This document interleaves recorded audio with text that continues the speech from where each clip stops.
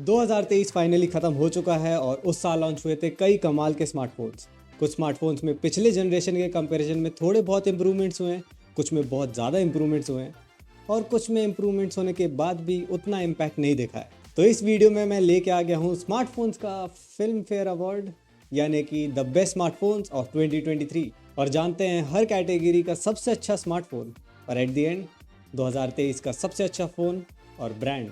और हर एक विनर को हम एक डिजिटल क्राउन दे देंगे, क्योंकि फ़िलहाल वही बजट है। तो शुरुआत में स्मार्टफोन के हार्डवेयर कंपोनेंट्स को देखते हैं, जैसे कि फ़ोन के डिज़ाइन, डिस्प्ले, उसकी बैटरी परफॉर्मेंस, ऑडियो क्वालिटी और cameras. So let's start with design.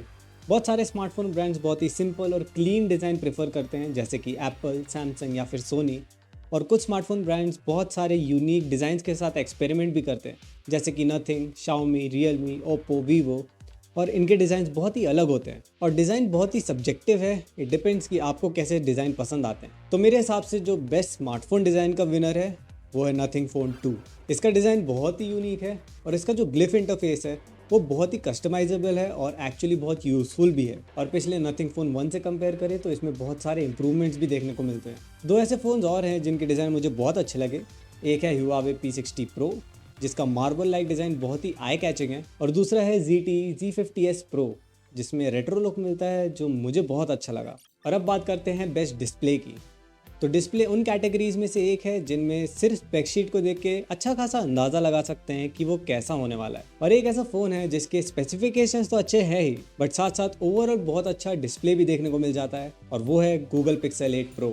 इनके डिस्प्ले की ब्राइटनेस बहुत अच्छी है, इनमें कॉन्ट्रास्ट बहुत अच्छा देखने को मिल जाता है, इनकी कलर एक्यूरेसी भी बहुत अच्छी है और अपने प्रीडिसेसर के कंपैरिजन में भी बहुत अपग्रेड हुआ है। So definitely a winner. But कुछ रनर अप्स भी हैं। एक है iPhone 15 Pro Max, जिनमें भी बहुत अच्छा डिस्प्ले देखने को मिल जाता है, और दूसरा है OnePlus Open, जिसके कवर स्क्रीन और मेन स्क्रीन दोनों में ही बहुत अच्छा डिस्प्ले मिल जाता है। तो डिस्प्लेस के बाद बात करते हैं ऑडियो क्वालिटी की। ज़्यादातर जब हम स्मार्टफोन्स खरीदते हैं तो वैसे भी ऑडियो क्वालिटी को समझना मुश्किल हो जाता है और बाकी स्पेसिफिकेशंस को ध्यान में रख के हम यूजुअली इसे इग्नोर भी कर देते हैं। फिर भी स्मार्टफोन्स का ऑडियो बहुत लोगों के लिए इंपॉर्टेंट होता है, और मेरे हिसाब से इस कैटेगरी का जो विनर है वो है Asus ROG 7। इसमें ओवरऑल बहुत अच्छा सराउंड साउंड मिल जाता है, एक हेडफोन जैक भी है और इसके स्पीकर्स भी बहुत लाउड और क्लियर है। इस कैटेगरी का एक ऑनरेबल मेंशन है Sony Xperia 1 Mark 5। इसमें भी बहुत अच्छी ऑडियो क्वालिटी मिल जाती है, प्लस एक हेडफोन जैक भी। फिर अगली कैटेगरी है बेस्ट बैटरी की। सिर्फ स्पेकशीट को देख के ये कहना मुश्किल होगा कि उस डिवाइस की बैटरी परफॉर्मेंस कैसी है, क्योंकि बैटरी कैपेसिटी के साथ साथ उस डिवाइस की परफॉर्मेंस और बैटरी ऑप्टिमाइजेशन भी बहुत मैटर करता है। अगर सिर्फ बैटरी कैपेसिटी के बेसिस पे देखें तो ये अवार्ड सीधे 2GB Max को दे सकते हैं, जिसकी बैटरी कैपेसिटी 22,000 mAh की है। लेकिन मेरे हिसाब से इस कैटेगरी का विनर है Sony Xperia 10 Mark 5। मैंने भी नहीं सोचा था कि मैं इस डिवाइस को ये अवार्ड दूंगा, लेकिन इस डिवाइस की बैटरी परफॉर्मेंस बहुत अच्छी है, स्पेशली इस प्राइस पॉइंट पे जहाँ पे ज़्यादातर मिड रेंज डिवाइसेस होते हैं। वहाँ पे इसकी बैटरी परफॉर्मेंस बहुत सारे प्रीमियम डिवाइसेस से भी अच्छी है। दो ऑनरेबल मेंशन देना चाहूँगा।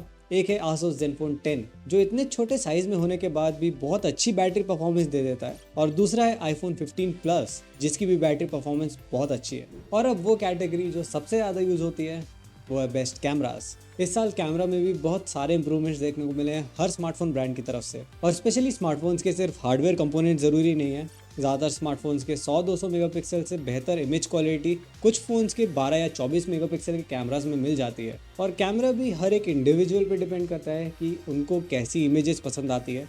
कुछ लोगों को बहुत ही वाइब्रेंट और सैचुरेटेड कलर्स पसंद है, और कुछ लोगों को बहुत ही नेचुरल और रियलिस्टिक इमेजेस पसंद है। इस कैटेगरी में बहुत सारे फ़ोन्स नॉमिनेटेड हैं। कुछ ऐसे फ़ोन्स हैं जो इजीली अवेलेबल नहीं हैं, जैसे कि Xiaomi 13 Ultra, जिसके कैमरा सिस्टम बहुत अच्छे हैं और इसमें एक्सटर्नल लेंस और लेंस फिल्टर भी लगा सकते हैं, और Huawei Mate 60 Pro Plus, जिनमें शायद सबसे अच्छी इमेजेस और वीडियोस मिल सकती है। लेकिन यूएस में बैन होने की वजह से अब इसमें Google Play सर्विसेज नहीं मिलती है। Same for Huawei P60 Pro। फिर कुछ ऐसे फ़ोन्स हैं जो अवेलेबल हैं, जैसे कि iPhone 15 Pro Max, Samsung Galaxy S23 Ultra, Sony Xperia 1 Mark 5, Google Pixel 8 Pro। इन सबसे बहुत अच्छी इमेजेस मिल जाती है और इनके cameras world wide top class माने जाते हैं। But I think best camera का विनर है iPhone 15 Pro Max। इनमें ओवरऑल हर सिचुएशन में सबसे अच्छी इमेजेस और वीडियोस मिल जाती है, प्लस इनके हार्डवेयर और सॉफ्टवेयर एंड में भी बहुत सारे इंप्रूवमेंट्स हुए हैं, जिनकी वजह से ये इस कैटेगरी का विनर है। I would say second place में easily Samsung Galaxy S23 ultra होगा। उसमें भी बहुत अच्छी इमेजेस और वीडियोस मिल जाती है। लेकिन आईफोन के पास एक छोटा सा एडवांटेज है, वो है 24 मेगापिक्सल का डिफॉल्ट रेजोल्यूशन। अभी तक ये अवार्ड स्मार्टफोन के कंपोनेंट्स पे बेस्ड थे, अब स्मार्टफोन्स के अलग अलग कैटेगरीज को देखते हैं। और एक छोटी सी रिक्वेस्ट, ये वीडियो बनाने में बहुत रिसर्च और मेहनत लगी है, तो अगर आपको ये वीडियो पसंद आ रही है तो आपका इस चैनल को सब्सक्राइब करना मुझे भी एक विनर की तरह फील कराएगा। तो स्मार्टफोन्स के अलग अलग कैटेगरीज में सबसे पहले बात करते हैं बेस्ट कॉम्पैक्ट फ़ोन की। टेक्नोलॉजी इंप्रूव होते जा रही है और ओवरऑल फ़ोन के स्पेक्स और साइजेस भी बढ़ते जा रहे हैं, लेकिन कुछ लोगों को इंक्लूडिंग मी आज भी वो छोटे साइज़ के फ़ोन पसंद आते हैं। और कुछ स्मार्टफोन ब्रांड्स आज भी कॉम्पैक्ट फ़ोन्स बनाते हैं। बहुत सारे स्मार्टफोन ब्रांड्स कॉम्पैक्ट फ़ोन इसलिए नहीं बनाते क्योंकि उसमें स्पेस लिमिटेशन आ जाती है, जिसकी वजह से अच्छे हार्डवेयर यूज़ नहीं कर पाते हैं। तो इस साल जो थोड़े से कॉम्पैक्ट फ़ोन्स लॉन्च हुए हैं, उनमें से जो बेस्ट कॉम्पैक्ट फ़ोन का विनर है, no surprise, Asus Zenfone 10। Somehow Asus आज भी बहुत अच्छे कॉम्पैक्ट फ़ोन्स बना रहा है, जिनमें बहुत अच्छे टेक स्पेक्स भी देखने को मिल जाते हैं और ओवरऑल परफॉर्मेंस भी इनकी बहुत अच्छी होती है। कुछ समवॉट कॉम्पैक्ट फ़ोन्स को मैं एक ऑनरेबल मेंशन भी देना चाहूँगा, वो है Google Pixel 7a और Sony Xperia 5 Mark 5। ये भी बहुत कंफर्टेबल फ़ोन्स हैं और इस साइज़ में भी बहुत अच्छी परफॉर्मेंस दे देते हैं। और कॉम्पैक्ट फ़ोन्स के साथ एक अवार्ड बेस्ट बिग फ़ोन को भी दे देते हैं। बड़े साइज़ के साथ बड़ी एक्सपेक्टेशंस होती हैं क्योंकि इसमें ज़्यादा से ज़्यादा हार्डवेयर यूज़ किया जा सकता है। और इस कैटेगरी का एक ऑब्वियस विनर है सैमसंग गैलेक्सी S23 अल्ट्रा। इसमें फ्लैगशिप लेवल के टेक स्पेक्स देखने को मिल जाते हैं और इसकी ओवरऑल परफॉर्मेंस लाजवाब है। इसमें भी कुछ रनर अप्स हैं। एक है Oppo Find X6 Pro, जिसमें बड़ी स्क्रीन और शानदार स्पेक्स देखने को मिल जाते हैं, और दूसरा है ZTE Nubia Red Magic 8S Pro। ये एक गेमिंग फ़ोन है और इसकी भी ओवरऑल बहुत अच्छी परफॉर्मेंस है। So let's come to the foldable category. इस साल बहुत सारे ऑप्शंस देखने को मिले हैं, दोनों ही फोल्डेबल और फ्लिप फोन्स के, तो इसीलिए दोनों की अलग अलग कैटेगरीज रहेगी। एक है बेस्ट फोल्डेबल फ़ोन की और दूसरी है बेस्ट फ्लिप फ़ोन की। तो इस साल का बेस्ट फोल्डेबल फ़ोन एक ऑब्वियस आंसर है, वो है OnePlus Open। OnePlus के पहले फोल्डेबल फ़ोन के हिसाब से ये बहुत ही अच्छा है, लेकिन ओवरऑल बाकी कंटेंडर से भी ये ऑलमोस्ट हर मामले में बहुत आगे है। इसके दोनों डिस्प्लेस बहुत अच्छे हैं, इसके कैमरा परफॉर्मेंस भी बहुत अच्छी है और इसके जो सॉफ्टवेयर फीचर्स हैं वो तो बहुत ही बढ़िया है। Honourable mentions obviously Samsung Galaxy Z Fold 5, जो इस साल बहुत ज़्यादा इंप्रूव हो गया है, और फिर Honor Magic V2, जिसका डिज़ाइन बहुत शानदार है और जिसका फॉर्म फैक्टर है, आई मीन इतना पतला फोल्डेबल फ़ोन शायद किसी ने नहीं सोचा होगा। और फिर best flip phone, I think it is Samsung Galaxy Z Flip 5। Samsung के पास एक ऑब्वियस एडवांटेज है, वो है 5 साल का एक्सपीरियंस का, और इस साल इनके फ्लिप फ़ोन में जो अपग्रेड्स देखने को मिले हैं वो भी बहुत शानदार है। इस कैटेगरी का एक और रनर अप है, वो है Motorola Razr 40 Ultra। अगेन अपने पहले जनरेशन के हिसाब से ये बहुत ही अच्छा डिवाइस है। And now we have the best gaming phone, और मेरे हिसाब से इसका विनर है Asus ROG 7। अल्टीमेट इसलिए नहीं क्योंकि मेरे हिसाब से ये सिर्फ महंगा है और उस एडिशनल प्राइस के लिए सिर्फ एक एडिशनल एयर वेंट है और एक रेयर डिस्प्ले, और वो एक्स्ट्रा 4GB रैम और 256GB की इंटरनल स्टोरेज उस प्राइस हाइक को मेरे हिसाब से जस्टिफाई नहीं करती है, जिसकी वजह से ये अवार्ड मैं Asus ROG 7 को दे रहा हूँ। और अब अगला अवार्ड है बेस्ट फीचर्स का। ये ऐसा नहीं है कि किस फ़ोन में कितने सारे फीचर्स मिल जाते हैं, बल्कि किस फ़ोन में कितने अच्छे और यूनिक फीचर्स मिलते हैं। ऐसे बहुत कम फ़ोन्स हैं जिनके कुछ फीचर्स किसी और फ़ोन में देखने को नहीं मिलते हैं और एक्चुअली काम के भी हैं, और मेरे हिसाब से इस कैटेगरी का सबसे अच्छा फ़ोन है OnePlus Open, क्योंकि कुछ बेसिक फीचर्स जैसे कि इसके डिस्प्ले, इसके हिंज और इसके कैमरास वो तो अच्छे हैं ही, लेकिन इसके सॉफ्टवेयर एंड में भी कुछ फीचर्स हैं जो बहुत ही अच्छे हैं और फिलहाल किसी और डिवाइस में देखने को नहीं मिलते हैं। स्पेशली कैनवास मोड, जिसमें मल्टीटास्किंग बहुत ही आसान हो जाती है। इस कैटेगरी में 2 रनर अप्स भी हैं। एक है Nothing Phone 2, जिसमें ऑब्वियसली ग्लिफ इंटरफेस है जो बहुत ही यूनिक है और किसी फ़ोन में देखने को नहीं मिलता है, प्लस इसका यूज़र इंटरफेस भी बहुत अच्छा है। और इसके साथ है Sharp Aquos 8 Pro। ये उतना पॉपुलर नहीं है, लेकिन इसके कैमरा बहुत अच्छे हैं और इसके कुछ सॉफ्टवेयर फीचर्स भी बहुत अच्छे हैं, लेकिन इसके पीछे कैमरा मॉड्यूल में हीट डिसिपेशन के लिए भी जगह है, जिससे इसका ओवरऑल टेम्परेचर बहुत कम रहता है, और ऐसा डिज़ाइन किसी भी स्मार्टफोन में देखने को अभी तक तो नहीं मिला है। ये एक्चुअली बहुत ही यूनिक अप्रोच है टेम्परेचर को मेंटेन करने के लिए। अब चलते हैं अलग अलग प्राइस रेंज के अवार्ड्स की तरफ और शुरुआत करते हैं एंट्री लेवल से। इस प्राइस रेंज में एकदम बेसिक परफॉर्मेंस मिलेगी जो एक नए स्मार्टफोन यूज़र के लिए बहुत अच्छा है। ऐसे प्राइस पॉइंट में एक अच्छा फ़ोन ढूंढना बहुत मुश्किल हो जाता है, लेकिन मेरे हिसाब से जो इस कैटेगरी का विनर है वो है Realme Narzo N55। इसमें वो बेसिक हार्डवेयर से भी अच्छी खासी परफॉर्मेंस देखने को मिल जाती है। और साथ में एक ऑनरेबल मेंशन, वो है Lava Blaze 2। ये प्रॉबेबली एक लौता इंडियन फ़ोन है इस पूरे वीडियो में, बट इस प्राइस पॉइंट में ये बहुत अच्छी परफॉर्मेंस दे देता है। अब थोड़ा सा प्राइस रेंज बढ़ाते हैं और चलते हैं बेस्ट बजट फ़ोन की तरफ, और इस सेगमेंट का विनर है पोको X5 Pro। हाँ, बहुत लोगों के हिसाब से इससे भी अच्छे स्मार्टफोन हो सकते हैं इस प्राइस सेगमेंट में, बट मेरे हिसाब से ये इस प्राइस रेंज में बाकी कंपेटिटर्स के कंपैरिजन में बेहतर वैल्यू फॉर मनी है। एक रनर अप भी है जो बहुत क्लोज था, वो है सैमसंग गैलेक्सी M34। इसमें भी बहुत अच्छे फीचर्स मिल जाते हैं और इस प्राइस रेंज में ये बहुत ही अच्छा ऑप्शन है। और अब चलते हैं बेस्ट मिड रेंज फ़ोन की तरफ। इस प्राइस रेंज में बहुत सारे स्मार्टफोन ब्रांड्स की तरफ से बहुत अच्छे डिवाइसेस देखने को मिल सकते हैं, और ऐसे फ़ोन्स भी आपको मिल सकते हैं जो कई सालों तक आप चला सकते हैं। तो मेरे हिसाब से इस सेगमेंट का विनर है सैमसंग गैलेक्सी A54। ये सैमसंग गैलेक्सी S23 FE जैसा ही है, बस उससे थोड़े से कम फीचर्स मिलते हैं, बट अदर देन दैट इसके हार्डवेयर और सॉफ्टवेयर फीचर्स बहुत ही अच्छे हैं। इस सेगमेंट में क्योंकि बहुत सारे स्मार्टफोन्स थे, तो एक रनर अप भी है, वो है गूगल पिक्सल 7a। ये गूगल की तरफ से एक बहुत ही अच्छा मिड रेंज डिवाइस है। और कुछ ऑनरेबल मेंशंस भी हैं, जैसे कि एक है मोटोरोला एज 40, जो आई थिंक मोटोरोला की तरफ से एक बहुत ही अच्छा डिवाइस है और अपने प्रीडेसेसर के कंपैरिजन में काफ़ी इम्प्रूव्ड फ़ोन है। और इसके साथ साथ है नथिंग फ़ोन 2।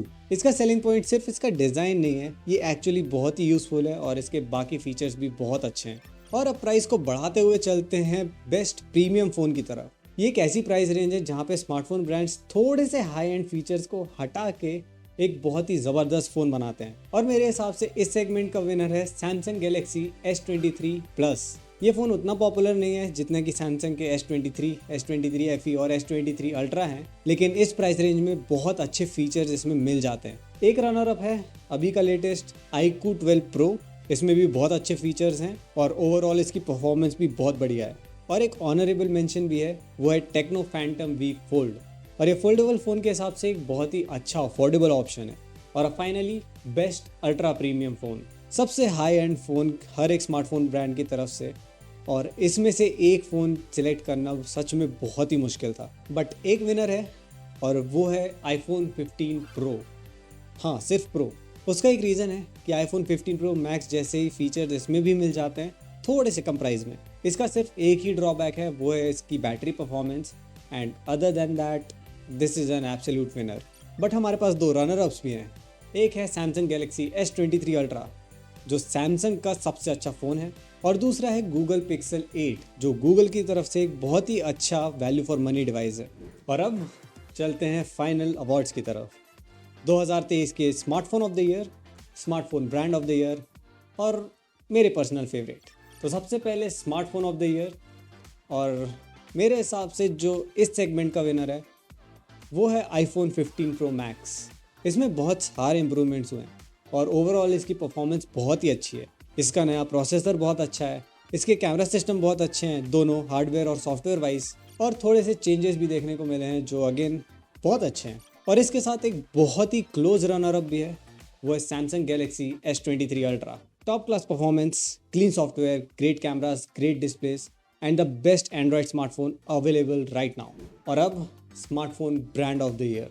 हर स्मार्टफोन ब्रांड की तरफ से बहुत सारे फ़ोन्स और उनमें बहुत सारे अपग्रेड्स देखने को मिले हैं, बट एक ऐसा स्मार्टफोन ब्रांड है जिसके डिवाइसेस ऑलमोस्ट हर एक सेगमेंट और कैटेगरी में देखने को मिले हैं और ओवरऑल परफॉर्मेंस भी बहुत अच्छी है। और smartphone brand of the year है सैमसंग। सैमसंग के डिवाइसेस एंट्री लेवल में भी हैं और अल्ट्रा प्रीमियम में भी, और इनकी परफॉर्मेंस हर सेगमेंट में बहुत अच्छी है। कोई और स्मार्टफोन ब्रांड इनके आसपास भी नहीं है।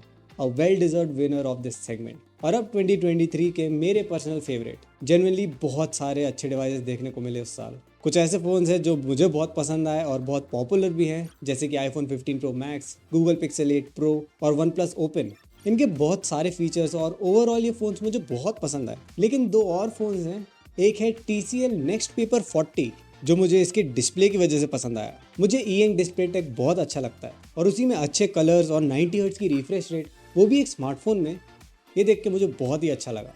इस फ़ोन के बाकी फीचर्स भले ही उतने अच्छे नहीं हैं, लेकिन इस प्राइस पॉइंट पे ये बहुत ही अच्छा परफॉर्म करता है, इसीलिए ये मेरे लिए इजी रनर अप है। और 2023 का मेरा पर्सनल फेवरेट है सोनी Xperia 1 Mark 5। मुझे सोनी के स्मार्टफोन्स ऑलरेडी बहुत पसंद है। इनफैक्ट मेरे पास भी सोनी Xperia 1 Mark 2 है, जो मुझे बहुत अच्छा लगा। बट सोनी Xperia 1 Mark 5 में जितने अपग्रेड्स हुए हैं वो देखकर मुझे बहुत अच्छा लगा। इनके प्रीवियस डिवाइसेस में जितने इश्यूज थे ऑलमोस्ट सारे सॉल्व हो गए इसमें, और इनका यूज़र इंटरफेस, इनके कैमरा सिस्टम, इनके डिस्प्लेज और इनकी बैटरी ओवरऑल बहुत ही अच्छे हैं। And this is my personal favourite smartphone from 2023 and that is it for the best smartphones of 2023। Video पसंद आए तो वीडियो को लाइक ज़रूर करना और शेयर भी ज़रूर कर देना। कमेंट सेक्शन में आप अपने थॉट्स भी शेयर कर सकते हैं। चैनल को भी सब्सक्राइब कर दीजिए। We'll see you in the next one. Till then take care, bye bye.